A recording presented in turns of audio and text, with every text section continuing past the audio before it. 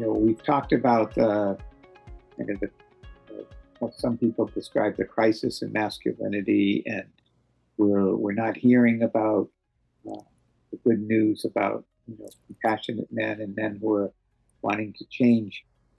But if we want to see men change, and if we want to have a culture that's really inviting that change, then we have to be honest and open to identify situations where the danger is so acute and the lack of identification of what's going on is so understated. Hello, my name is Clay Boykin, and I'm in search of the new compassionate male. Today I had the opportunity to have a conversation with Rob Okun. Rob is the editor and publisher of Voicemail magazine. That's male spelled M-A-L-E. He's also the former executive director of the Men's Resource Center for Change. That's one of the earliest men's centers in North America. Rob has a book. The title is Voicemail, The Untold Story of the Pro-Feminist Movement. In it, he talks about one of the most important social justice movements most people have never heard of, the Anti-Sexist men's movement. Let's join that conversation.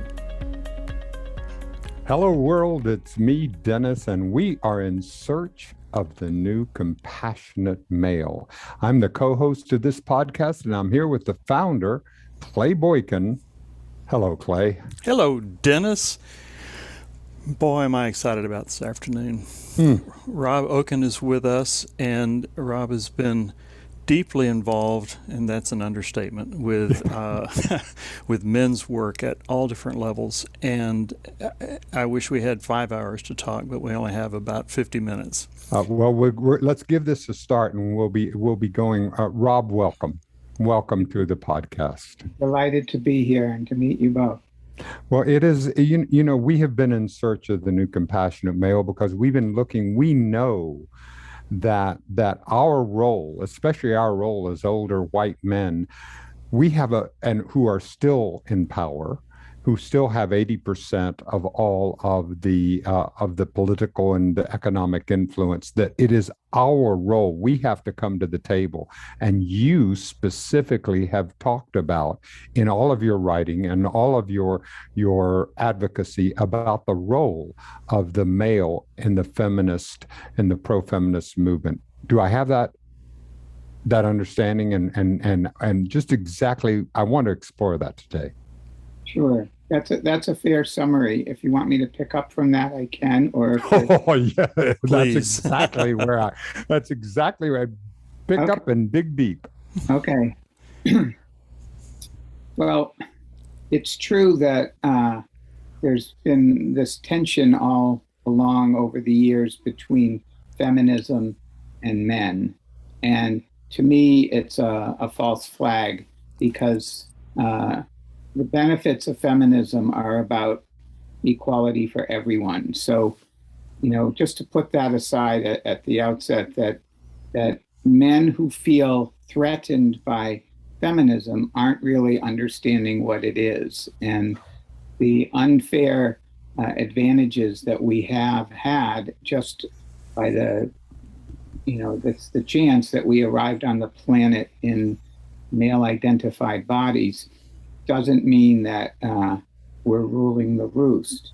Even as you say, that this moment that we're in, where it feels to a lot of men that the nature-given, God-given power to be in charge is somehow being threatened, as opposed to recognizing that it's been an unfair situation, it's been an imbalanced playing field, an unlevel playing field, and now we're at a moment where if men can get out of our own way, and when I say that, I mean our grasping onto what was, yes, or our fear of what could be, if we can find that middle ground, in our own hearts between trusting that what's ahead is healthy and helpful for us as male-identified people, but that there's a richness to having the input and the experience and the voice of women, in all conversations and in all walks of life. And we're having this conversation on a day when the first African American woman is being nominated to be an associate justice on the Supreme Court. So I just want to put out for men who are listening to this who might be skeptical or just feeling a little tightness around someone who's identifying himself as pro-feminist. We can talk about why I say that versus just feminist. That get comfortable with the idea that equality is something that we're all entitled to, and that feminism is simply the proposition that women and men and anyone else, however they describe themselves or define themselves, should have equal opportunities, equal benefits in our society. I was one of the things that Clay, you and I have talked about on many times, is that it appears to us as if the world has gone to a level of complexity that requires that before, in the before times, that there was a simple enough system that the patriarchal system might work to get us in certain places. But now the world is so complex and interdependent that we need the combination of all thoughts, the population at all thoughts and perspectives in order to succeed. It's a synergistic rather than a zero-sum game. Does that resonate with your experience? Yes, of course. And I grew up in the 50s and 60s, and was socialized to the ideas and the expectations of maleness in those times. And it was only my experiences going through the primarily the anti-war movement, but certainly the beginnings of the environmental movement, Earth Day in 1970, and the gay rights movement and the women's movement, that informed how I was identifying with my maleness. And I feel fortunate that I came of age when I did, because I hadn't hardened my views so that I was not suspicious of women in the women's movement or suspicious of gay rights movement. I was just kind of a young guy trying to figure it all out, and I was open.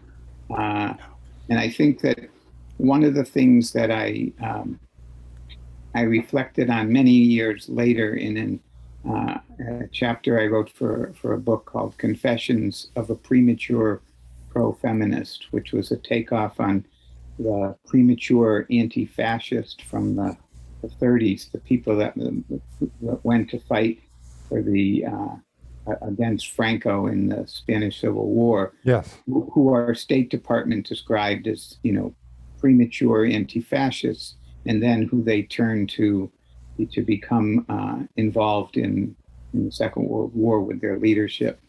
But I digress. I think that one of the things that occurred to me when I thought about those days in my late teens, early 20s, was that I'd be at these anti-war meetings, and they were run by the stereotypical mustachioed, more macho-oriented guys whose politics on the war were great, whose politics on gender was just tone deaf to everything. And as I thought about it when I was writing, 40 years later, women were making the most cogent points in these meetings, and yet didn't hold leadership positions. That wasn't entirely the case. There was, moments and people and places, but by and large, it was a male-dominated. And that was one of the downfalls of the New Left. And of course, it was women in the New Left who threw up their hands when they recognized just how resistant and sexist these men were, and that gave rise to the women's movement. And I think that it's that nexus of recognizing women's leadership, women stepping away from the movement that they were in and creating their own movement that gave some men pause. Some men resisted, said, I'm done. And other men said, what's that about? And I think for those of us who had even a little bit of curiosity, we were the kinder, gentler sexists. And I'm sure that if I could, be in touch with some of the women that I knew in my undergraduate days, that I would have some embarrassing moments. Me too. But it was that recognition that there's something going on here, that consciousness raising groups and recognizing that there's this relationship between the personal and the political that was just exciting. It was confusing for sure, and I certainly, like a lot of men who became involved in pro-feminist men's work, certainly there was some trepidation, but I think the hunger for what was going on over there, and I think more than just being sort of envious of it, that camaraderie and that sisterhood and the politics and everything was so sparking. But I think there was, in my heart of hearts, it was this recognition that this is right and what was happening before was wrong. And it's hard to unsee the truth once you've seen it. Well, you talked about trust. You talked a lot. You've talked about both of us had a lot of trust issues with men. Would you talk about that, Clay? And I'd love to hear Rob's take. Yeah. Well, and this has been my feeling, and it's been over the past 10 years in the men's work that I've done, that seems to be a kind of a common theme, that so many men have either gone through their dark night of the soul, or they're coming up through a recovery program or something, and they're looking for something a little bit more, I'll say, spiritual, but they don't differentiate between spirituality and religion. And they say, well, I got burned on organized religion, so I'm not going to go there. And they can speak to their spouse or partner to a certain level, but it's only when they can connect with another man at a deep level that there's some things that they can only learn there. But we're raised not to trust one another. And so that, for me personally, my experience was that created this void in me and this gnawing, and the harder I worked outwardly, the more that this hurt inwardly. And I've run across so many men who say, oh yeah, I've got that feeling too. And it stems for me in not really having a strong male role model growing up, and finding situations where I couldn't trust men. And so that starts that spin. But I see a whole population out there of guys that are here, but they're stuck. They're stuck in their heart, or they're stuck. They don't have the vocabulary to speak or to express themselves, and they're confused about this. And we're festering inside, and we're dying, or we're killing other people as a result. Yes. Right. And I think what you're hitting on, and we're the conversation in this organic fashion, we started with a little bit more of this social justice, social change, political orientation towards understanding what we could do as men. And you're bringing us back to the key, important heart work that so many men have struggled with, or are struggled with, or don't have the vocabulary for. And it just reminds me of the blessing of connecting with the organization that I became deeply involved with for many years, one of the earliest men's centers in North America. It was called Men's Resource Center, and it was based in Western Massachusetts. And I like to say that I showed up in, using baseball terminology, in the bottom of the first or the top of the second inning. I wasn't a founder, but I was up close from pretty much the beginning. And the community where I live in Western Massachusetts has had a long history of integrating you know, spiritual pursuits and social justice pursuits. That whatever tension there might have been about those areas in the 70s and into the early 80s began to become very integrated. So the tagline of the organization, the Men's Resource Center, was supporting men, challenging men's violence. So it was in the two wings of this bird of peace that we were trying to create. And I know that sometimes there were people who showed up who were taken aback and they couldn't quite connect with, those seemingly disparate ideas. But once the conversation happened or the self-exploration happened, and there was that aha moment, it was like, oh, of course, I have to do the inner work and I can't ignore the outer work. And, it's really interesting when Robert Bly died recently, there was so much emphasis on his work, particularly Iron Man and how he was perceived as this elder in the men's movement. And it really ignored his whole history as a political activist, very strong anti-war activist. And I always felt that it was too bad that even a paragraph or two in that book that said, I'm focusing in on the inner work that men need to do, but this isn't the place that I want to talk about the outer work that men need to be engaged in. And I had the opportunity of meeting him in his later years, and we didn't have that direct conversation, but I felt like there was a sense of like appreciation for, I know what you guys are doing, meaning the Men's Center and the magazine that I edit.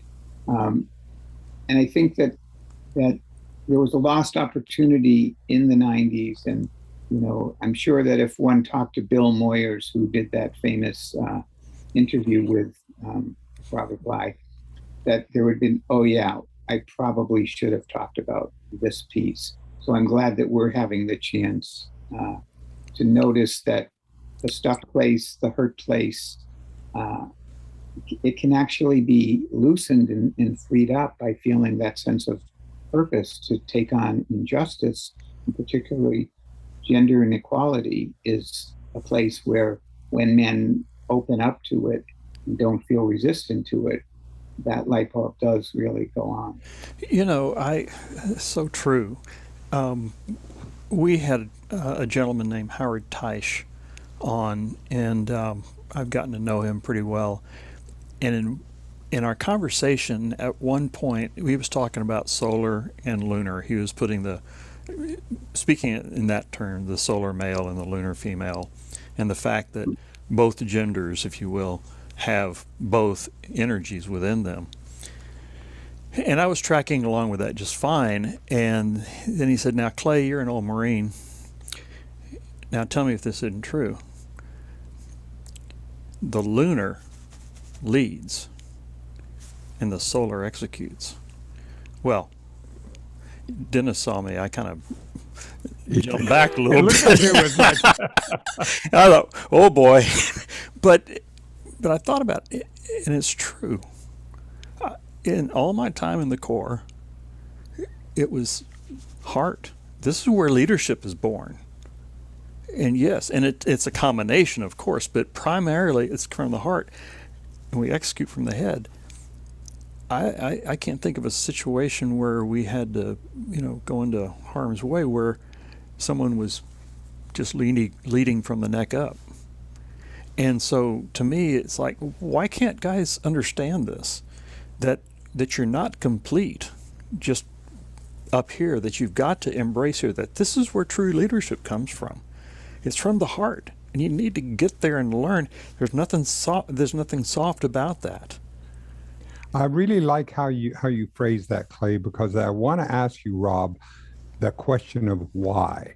All right, because here we are as a culture. Here we are in 2022. All the three of us are in the fourth quarters of our lives in what we're doing and what we're so where are the places where we can have impact in order to push this conversation forth and help change the world? Yeah. Just a little question to ask. Just a little one. I'm sorry. Yeah, I just tossed away little. Well, men's frozen spot, that place that we've been naming, that inability to open up and to look at our interior lives and to feel the struggle and to embrace it and to, be vulnerable, all these things that most men have been socialized to be resistant to. We're at an inflection point where that's slowly shifting, and I think it's a great opportunity, and it's a sense of frustration that we haven't made kind of progress that we might have. But I think you hit on something like there will probably be some people when they hear the word compassion, or some people identify as male, go, okay, I'm not checking that out. That the words have been gendered. So compassion is feminine, and courage is masculine. So when we think the word courage, we think of the firefighter rushing into the burning building and coming out with the baby. We don't necessarily think that it's a group of guys standing around and somebody makes a sexist or a racist or homophobic joke, and rather than casting their eyes down or walking away, somebody says, hey man, I don't like that. I need you to stop talking that way. That's not cool. That's the kind of courage. So I think we've been stuck because men have felt that inability to speak up. And right now, I mean, it's a great point to dig into, because I think we are at a moment where we need our voices in the conversation. When I say our, it's, whether it's men in, you say the fourth quarter, I say the seventh inning. Seventh inning. Yeah, I'm sorry. We've got a Red Sox fan here, so we better make sure that Fenway is well represented. I'm referred to by my grandchildren as Big Papi, which is David Ortiz's, the Red Sox now Hall of Famer. Yeah. Anyway, I think that right now there is a potential army of men, maybe say from young fathers in their 30s up to guys in the seventh inning, who, if we can organize ourselves and find our voices, we can really contribute so much to every social problem that we're dealing with, from climate crisis, to democracy crisis. I mean, across the board. And it occurred to me after Kyle Rittenhouse was acquitted for murdering two people and wounding another in Kenosha, Wisconsin, at the protests about Jacob Blake's being paralyzed, that he, at 18, became suddenly a star among the particular perspective from the right wing. And I'm thinking to myself, are there fathers and teachers and uncles and mentors who want to raise sons, regardless of what you think of the jury verdict or any of that? Do we want to have our 17-year-old at the time, do we want them thinking that the way to express power and courage and manhood is to go with a, I don't know, what was it, an AK, Yeah. Yeah. whatever he had, an assault rifle. Is that what we want? Because if we stay silent, then that is the message that millions of males are expressing through our silence, and I'd say even that makes us in collusion with that. We're culpable. You know, it's just time that we use things like that as an example to say no more. I agree. This is what so excited me, Rob, when you sent me the magazine's voicemail. And I started just quickly thumbing through and got tremendously excited because this is speaking to the younger men. And this has been an area where In Search of the New Compassionate Male has really, it's a wide audience, but it tends to be towards this, entering into the second half of life. And so this has been a real the real fifth concern. inning, and it is. And so, are you finding, Rob? Are you finding that burning in the 20-year-olds and the young and the young kids that are coming? I mean, I see it on the political front, but I'm not sure I see it in the men. I'm not experiencing it yet as much in the pro-feminist movement. Yeah. Well, I want to say two things and then get into that a little bit more. One is that we haven't done as good a job at doing outreach to a more diverse group of men. And that just as the women's movement started with mostly, middle class white women, Yes. there became a critique of the narrowness of this and how it wasn't expressing the needs of all women, and they took that on and over time diversified that movement so that it is very racially diverse and sexual orientation diverse. Mm-hmm. And it's been slower, but inside of the movement that I use term pro-feminist or anti-sexist, that it's been important that there are more men of color involved and in leadership positions, and also to recognize that it's a time where, for those of us who've been doing this work for a long time and are in this fourth quarter, seventh inning, that we look to younger men. So one of the issues, the last issue I think that I sent to play, the cover story is about an organization called Next Gen Men. There it is. And yeah.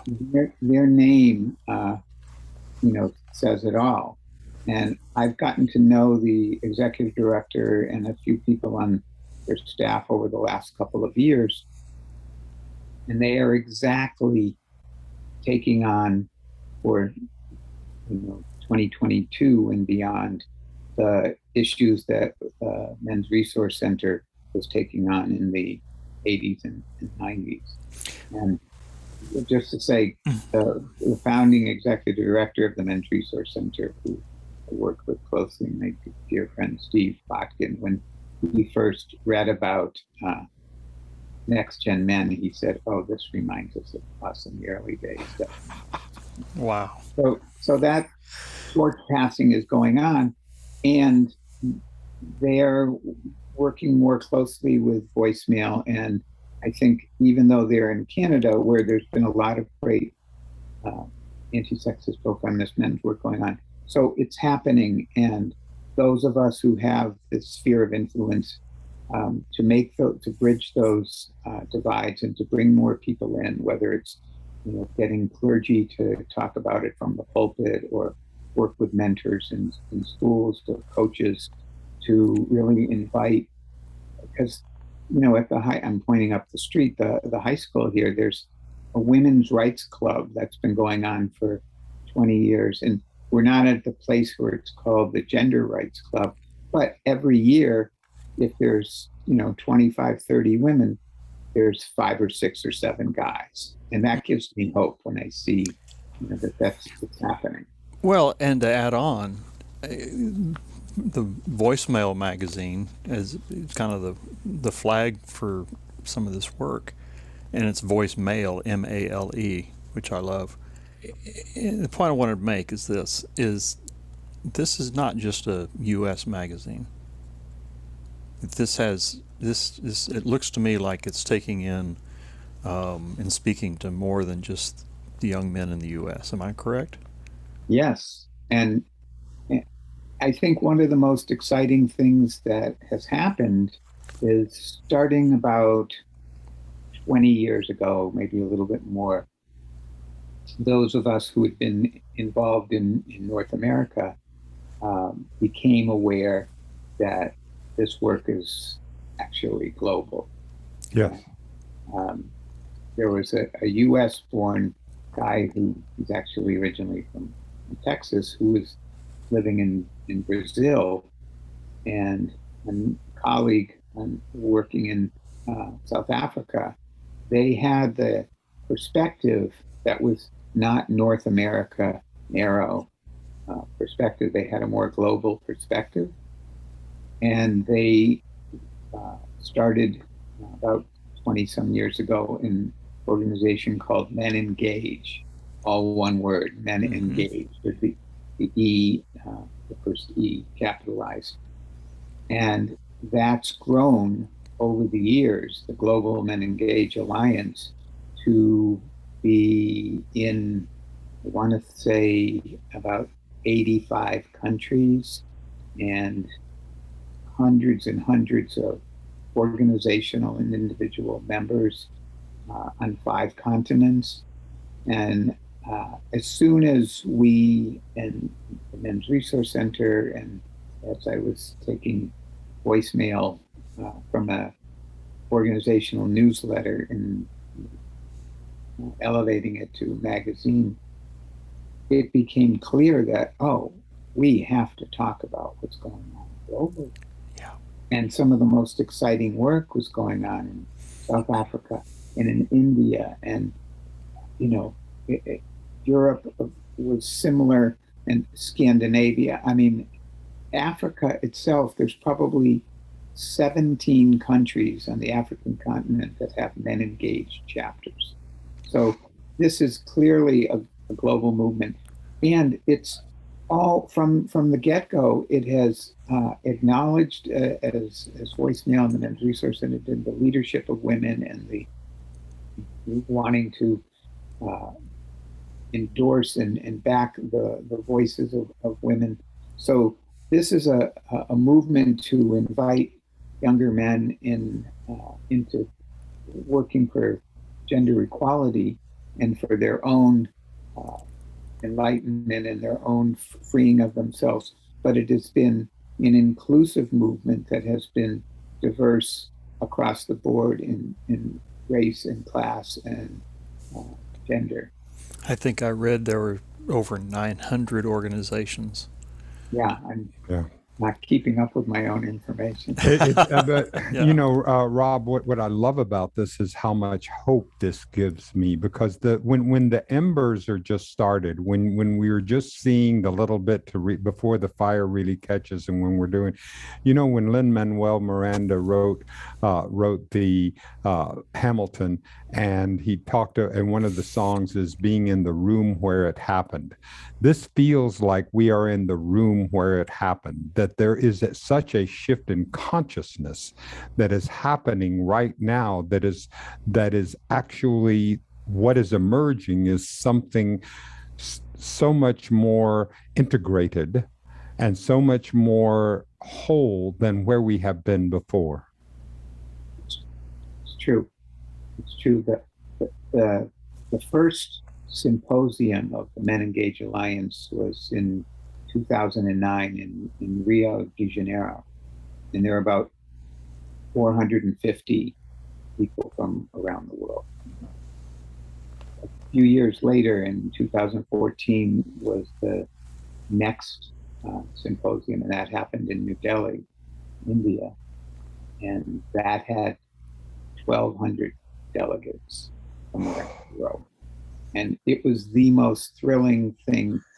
The workshops, the plenaries, everything was so sparkling, but there was a big courtyard. It was November, and the temperature is very late spring-like, around 70s. And at lunch or in the breaks, people would be outside, and we had booths with our information, but it was like a United Nations of people all rowing in the same direction. And it looked like the United Nations of the world. And, there were many things that I learned in the plenaries and all of the workshops, but my heart lived in that courtyard for the breaks and for lunch, and getting together with, Julio from Mozambique, and, everyone. I mean, you can see the excitement is still there all these years later. We were all set, we as members, to go to Kigali in Rwanda last November, of last year, for the new symposium. But of course, COVID intervened. And talk about making lemonade out of lemons. Instead of a 5-day experience with a finite, maybe it would have been up to 2,000 people, it was a series of plenaries and workshops that went on from November to June, and allowed people from around the world. And you can go to the menengage.org, to their website, and just type in Kigali, the Menengage third symposium, and you can dip into workshops on every topic under the sun, and some from outer space, probably. I'll be sure and put that URL in, because that's so important. It is, and it's so exciting, Rob, to see. When you look at where you are today, and what are the things that you're investing in, the things that you're curious about, what's burning on the work that you're doing? Well, I touched on it. It's that next gen men. It's literally those people from their 20s, 30s, 40s who are stepping into this work and who are ready to take on this work. I think that's one piece, and the other is figuring out how to loosen and open the hearts of men who have so much to offer in terms of mentoring and leadership, and expressing that the dialogue that we're hearing out there about men, there's another voice. Yes. I mean, sadly, too many of the examples of masculine behaviors, quote unquote, are so negative. I'm not a fan of the term toxic masculinity, but I get it. I understand it. It kind of freeze frames, we're not all, in a moment, someone could be expressing toxic behavior, but that's not their full identity. Yet the examples that we get, that we're bombarded with every day, I mean, there's a madman operating in Moscow who's isolated, who is an example, until a year ago. I mean, who we could point to our own country and speak about that example, but I mean, he's still influential, but he's hopefully going to get more isolated and become old news. But all of these examples of the worst of stuck, stubborn, fearful, tight, all of those examples, if we sit back and don't challenge them, then that's why that term, you're introducing, a great new term. And may, take root and become more powerful and more in the daily parlance than toxic. Compassion wins every time. And it is a power. It's not it's not doesn't come. I love the way you framed that earlier, where you were talking about compassion being identified with the female, with the woman, rather than compassion and courage. Yet what you've said, Clay, so often, and we've had is that courage. There is such courage in compassion. Well, Brene Brown talks about courage and the root being cur, which means heart. And I keep going back to my time in college as a cadet at A&M, and as a freshman they marched us over to the Memorial Student Center and say, you memorize this Bible verse. Greater love hath no man than this, that a man lay down his life for his friend, John 15:13. Now, that's compassion. And there's nothing soft about that. When a man lays down his life for another man, that's the supreme act of compassion. So these ideas that compassion is something soft is really not. It's really off base. It's much greater than that. Yes. We've talked about how some people describe the crisis in masculinity, and we're not hearing about the good news about compassionate men and men who are wanting to change. But if we want to see men change, and if we want to have a culture that's really inviting that change, then we have to be honest and open to identify situations where the danger is so acute and the lack of identification of what's going on is so understated. And what do I mean by that? The January 6th insurrection. Okay, this was information from my friend and colleague Jackson Katz, was 93% white, but 86% male. Mm-hmm. And have you heard any discourse? Have you heard any commentary? Have you heard any attention being given to the gender of the insurrectionists? I've written commentaries over the years since Columbine about how maddening it is that we don't say the shooter's gender identity. Name a spot. 99% of the mass shootings, school shootings, theater shootings are done by men. And that we, at our peril, think of this as a mental health issue, which of course it is on some level. Even gender, even with this high school student and his out of control parents in Michigan, we don't speak the truth. And how are we going to change if we don't identify what the problem is? Yeah. So, to me, if we want to take back the precious democracy that's in peril right now, one of the places is to identify who the insurrectionists primarily were.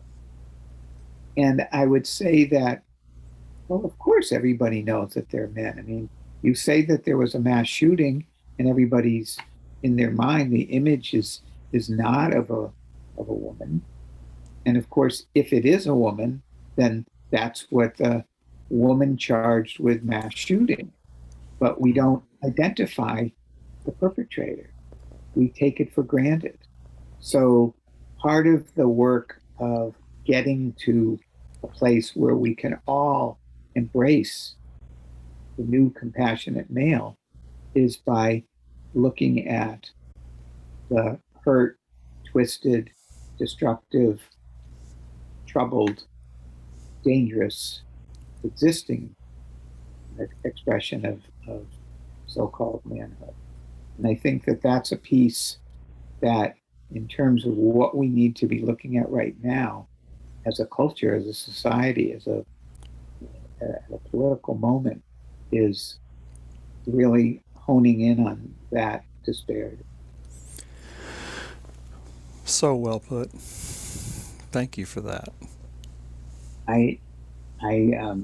One of the things I did in my days at the Men's Resource Center, we had a range of programs from a bunch of different kinds of support groups for men, and a young men of color leadership program, and a women's support group for women whose partners or ex-partners had been in a batterers program. And we ran a certified batterers intervention program. So it was very broad range and published voicemail. We had a bunch of things going on with youth, with women, with battered, with general support, a gay men support group, men who had been neglected or abused in some way growing up. But for many years, Wednesday nights, I would lead a group. And at a later point, we decided we should have co-leadership of a woman and a man running batter intervention group.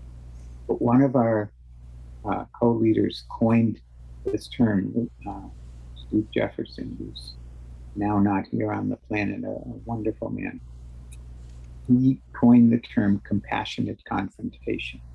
So imagine you're sitting in a room where men either have been ordered by the court to go through this 20-week program, 2 hours every week, or a spouse said, you either deal with this or I'm out of here, or a clergy member or a therapist. So there was a mix of court mandated and pushed and encouraged. And they'd sit there, and you could watch over the course of the groups. When they started, there would be such resistance, and there would be, unwilling to own any of the behaviors that got them there. And the beauty of the program was that people came in a staggered way. So somebody who's in week 2, sitting in a room with someone at week 9 and someone at week 16. And the vets would hone in. The group leader would sit back. Dude, you are just completely bullshitting yourself. You are completely, not acknowledging the reality. She just fell, I just, if she hadn't have done that, then I wouldn't have. And they broke it down. But Steve, when he coined this term, it's like, we know that you're not, a batterer 24/7. And so I'm going to feel the compassion for whatever it was in your life circumstances, however you were brought up, whatever happened to you, whatever bad things, I'm going to feel compassion for you. And simultaneous truth, I'm going to confront your abusive behavior. So going back to that model of how we ran the organization, supporting men, challenging men's violence, we could hold both parts of that. Yes. And just as a historical note, in the 80s and 90s, that was a radical notion within the batters intervention world. And as time went on, the rest of that movement caught up with that vision, just because it became the truth that compassion is courage, exactly like you said. God, Rob, that is so profound, because today to be able to hold two thoughts at the same time, and to be able to have, because I need to not only have compassion for what I see out in the world, but if I cannot have compassion for myself, for my mistakes, for what I'm doing, if I'm not able to express it to myself also, I'm not going to be able to be as effective in the outer world. Exactly. There's a lot of fires burning out in the world, and among the ones that we have to take care of is the a fire of hate that's in our own hearts. Yes. Yes, I have that. When you look at your grandchildren, what do you see? How do you see in their consciousnesses as they were growing up from when you were that age and you're getting a chance to do what does that do? I mean, that's another place where I feel a lot of hope. There are a girl and two sets of siblings, a girl and a boy, and two boys, and they're between almost 9 and down to 4. And particularly the older ones, 9 and 7, they have a natural sensitivity. Um, one of them is copying out poems that he likes. One of them is, knitting one day and going to Taekwondo the next. I mean, they're integrated. They're integrated, Yes. and I think, and their parents are raising them to hold both places. Now, the culture, no question, the culture is going to still try to push them into those traditional boxes. But I think a lot of younger parents who are, it's not even that they're consciously fighting back. They're just, this is how I want to raise my kids, to hold both. And I don't think, Rob, that the number has to be 50% to get to the tipping point. There's something about consciousness that takes a much smaller number to get to a tipping point to infect the entire society. Yeah, I agree. Isn't this wonderful, Clay? Can you just feel my emotions, my heart is opening so much to being around you, Rob? I want to say this, and I'm saying this with all my heart, that last year with this podcast, we talked to great men, great women, and as I said earlier, they tend to be towards a little bit older.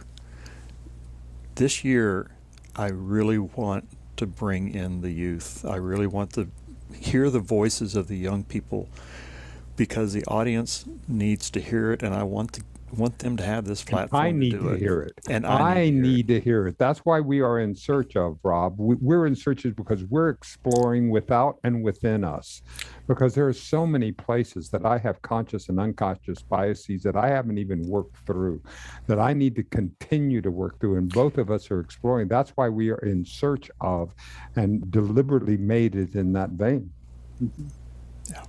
Well, they're out there and, not at this moment, but I'm happy to give you some suggestions of men to invite. And I don't know, do you have women on this?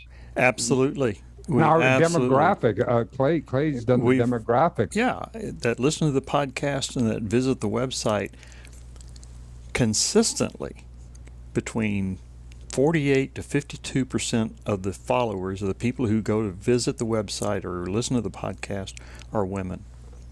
There's been weeks that where it's more women than men on the podcast or listening to the podcast. They want to believe it's possible. They want to believe that we can actually grow and change. Yeah. And the voices of the women who've been on the podcast have been incredible. Please. Have been incredible. Great. But we would love to not only that, but we want to continue to connect with you, Rob, and your guidance in helping us to find the voices, because the voices that are around you are the voices we want to amplify. Well, that's wonderful. And it just occurred to me that in addition to listeners or viewers on YouTube of the podcast who might want to check voicemailmagazine.org and look at it online, and just remember, if you don't spell mail, M-A-L-E, you won't get too far. And if you don't put in magazine, you're going to find a wonderful men's a cappella group that does some great singing. I always thought they should do a benefit concert for us, but they're called Voicemail, but you have to write voicemail, M-A-L-E, magazine.org. But for those who are old school or who just like the tactile experience, I'd be happy to have us send a physical copy of the magazine to anybody, and they can, have that as an offering from us. Bob, thank you so much for joining us today. Thank you for giving us the opportunity to learn with and from you, and to have this gracious moment. This is very holy for me. This gives me a great deal of inspiration and hope. And Clay, I know you. Yeah. I'm almost speechless. I'm so excited. Now that is something. Clay Boykin being speechless is really. That's a mouthful, right? Well, I'm understanding from what you're both saying that we've reached the end of our time, and it's literally flown by, because you have both invited the conversation and woven it together that just really allowed me to feel that sense of hope that, men aren't just stuck, that men are opening up. I used to say that when I was giving a talk or something, that if the lights went out and there was no power, I would just have 3 words to say: believe in men, believe in our capacity to grow, believe in our capacity to change, and to feel a sense of hopefulness, despite how many opportunities there might be to feel hopeless, because it's happening. It's happening, and we're only going to grow. And it's our time to speak up and to speak out. Oh, Clay, thank you so much for inviting me, and Rob Okun, thank you so much for joining me. And it is certainly for me not going to be the last time I'm going to be joining you, and we're going to be doing it. But anyway, thank you so much. And I thank all the listeners. Thanks everyone for supporting the podcast, supporting the vidcast.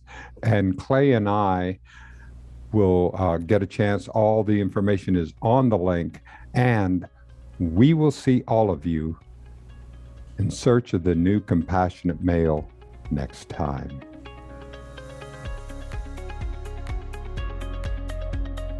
Check out the latest episode of In Search of the New Compassionate Male on your favorite podcast station.